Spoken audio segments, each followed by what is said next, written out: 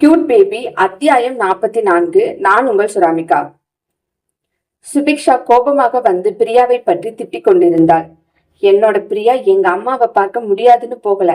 நான் உன்னை காதலிக்கிறேன்னு தப்பா புரிஞ்சுக்கிட்டு நான் உன் கூட இருந்தா சந்தோஷமா இருப்பேன்னு நினைச்சுக்கிட்டு என்னை விட்டு போயிருக்கா.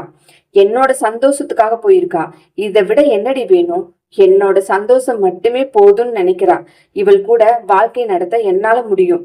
ஒண்ணு மட்டும் நல்லா தெரிஞ்சுக்கோ சுபி, என்னோட பொண்டாட்டி என் கூட இருந்தாலும் இல்லைனாலும் அவதான் என் பொண்டாட்டி. அதை மாத்த யாராலும் முடியாது.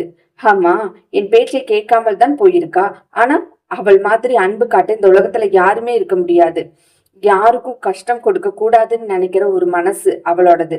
அப்படித்தான் என்னோட பொண்டாட்டி என்று அன்பு சொல்ல, ஆயிரம் ஆயிரம் முறை அன்பு பொண்டாட்டி என் பொண்டாட்டி என்று சொல்லும் வார்த்தையை கேட்கும் போது கார்த்திக்கு சந்தோஷமாக இருந்தது.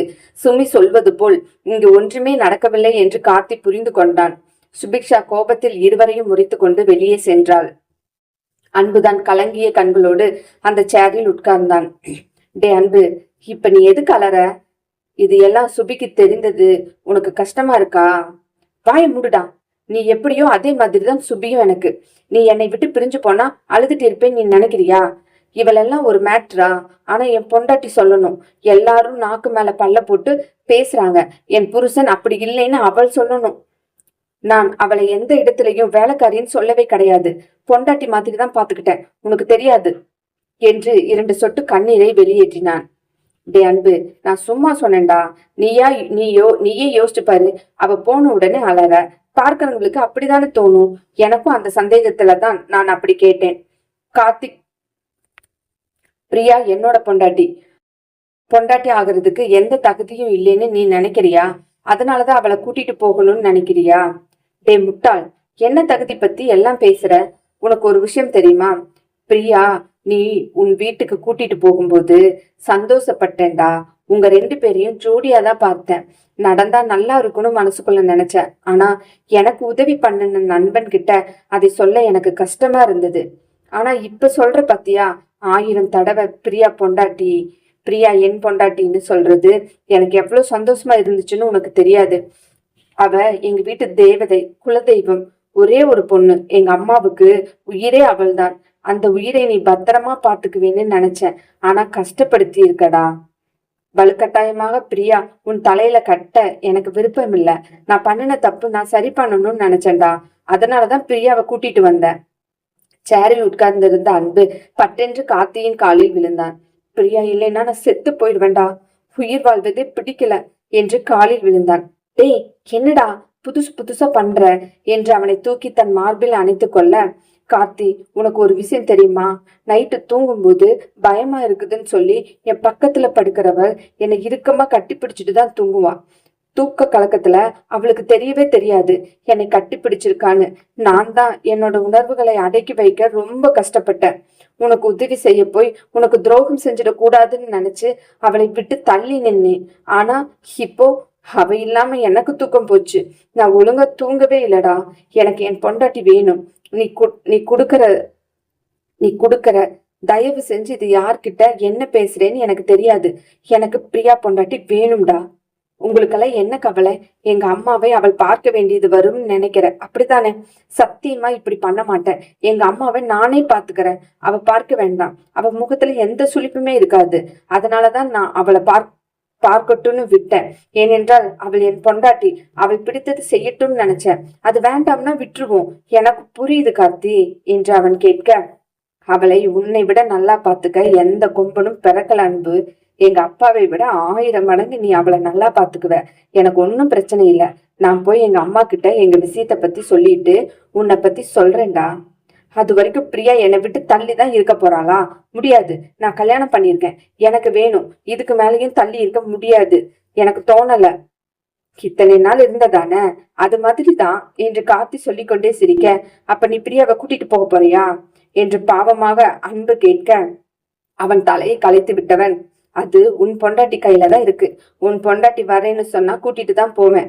அவ என்ன முடிவு எடுக்கிறாளோ அதுதான். அவ ஓகே சொன்னா உன்கிட்ட கூட்டிட்டு வந்துருவேன். கார்த்தியை தள்ளிவிட்டு கொண்டு அன்பு தன் சேரில் இருந்து உட்கார்ந்தான். தெரியும், எனக்கு நல்லா தெரியும் நீ இப்படித்தான் சொல்வேன்னு. எனக்கு நல்லா தெரியும். சரி, பரவாயில்ல. நீயே வச்சுக்கோ. எத்தனை நாளைக்கு நீ பாக்குறதுன்னு நான் பாக்குறேன். அவ வந்து அடிச்ச இடத்திலேயே திரும்பி வந்து நிப்பா. என் பொண்டாட்டியை என்கிட்ட இருந்து எப்படி கூப்பிட்டு போறேன்னு பாத்துக்கலாம் என்று சொல்லிக்கொண்டு தன் வேலையை பார்க்க ஆரம்பித்தான். கார்த்தி சிரித்து கொண்டே தன் வேலையை பார்க்க, வேலை முடிந்ததும் இருவரும் வீட்டிற்கு வந்தார்கள். வரும் வழியில், டே அன்பு, என்னோட வேலை முடிந்தது, நான் நாளைக்கு ஆபீஸ் வரல, பிரியாவை கூப்பிட்டு வெளியே போறேன், அம்மாவை விட்டுட்டு போ என்று கார்த்தி சொன்னான். சரி என்று அவனும் தலையாட்ட, எங்கு செல்கிறீர்கள் என்று ஒரு வார்த்தை கூட கேட்கவில்லை. கார்த்தி வீட்டிற்கு வந்து பார்த்த போது பிரியா போகும்போது எந்த துணியில் உட்கார்ந்து சோபாவில் உட்கார்ந்து இருந்தாலோ அதே இடத்தில் தான் உட்கார்ந்து இருந்தாள். அதே துணியில். பிரியா, ட்ரெஸ் கூட மாத்தாம குளிக்காம இப்படி தலையெல்லாம் களைஞ்சு போய் எதுக்காக இங்க உட்கார்ந்துட்டு இருக்க? காலையில இருந்து இங்கதான் இருக்கியா என்று கார்த்தி கேட்க, மாமா எனக்கு ஒரு வேலை பார்த்துட்டா மாமா, ஹாஸ்டல்ல நான் போயிருக்கேன், நான் உன் கூட வரமாட்டேன் என்று அழுதாள். சரிடா, நாளைக்கு வேலை தேடி போகலாம், நீ இங்கேயே வேலை பாரு, ஆனா ஹாஸ்டல் இருக்க கூடாது, இந்த வீட்டுலதான் இருக்கணும். மாமா வீடு இருக்கும்போது நீ எதுக்கு ஹாஸ்டல்ல தங்கணும்? இல்ல மாமா, நான் இங்க இருந்தா சரிப்பட்டு வராது, பிளீஸ் மாமா, நான் ஹாஸ்டல் போறேன் என்று சத்தம் போட்டு அழுதாள். பிரியா, உனக்கு அன்பை பிடிச்சிருக்கா? மாமா கிட்ட மறைக்காம சொல்லு, மாமா பாத்துக்கிறேன். அன்பை யாருக்குதான் பிடிக்காது? எல்லாத்துக்கும் தான் பிடிக்கும். அதே மாதிரி எனக்கும் பிடிச்சிருக்கு. எங்களுக்கு பிடிக்கிறது வேற, உனக்கு பிடிக்கிறது வேற. என்ன அர்த்தத்தில் பிடிக்கும்னு தெளிவா கேட்கிறேன், அதுக்கு பதில் சொல்லு. சரியா தெரியல மாமா, ஆனா அன்பு மட்டும்தான் எனக்கு புருஷனா இருக்க முடியும்.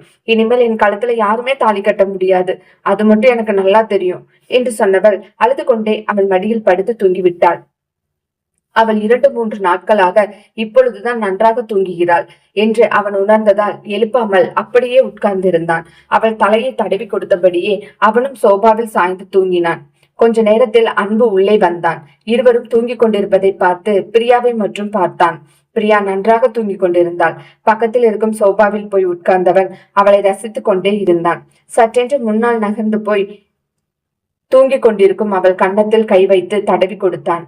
ஏண்டி என்னை விட்டுட்டு வந்த? எதுக்கடி இப்படி பண்ற?